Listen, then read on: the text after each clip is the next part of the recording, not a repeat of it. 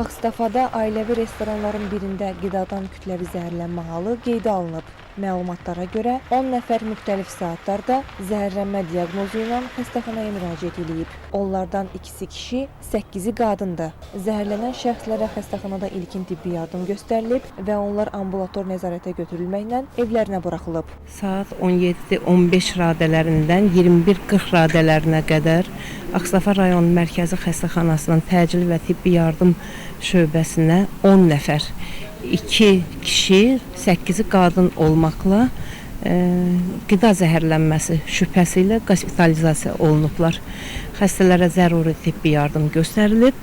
3 nəfər ambulator müalicə üçün evə göndərilib, 7 nəfərin müalicəsi davam etdirilir. Xəstələrin vəziyyəti qənaətbəxş hesab olunur.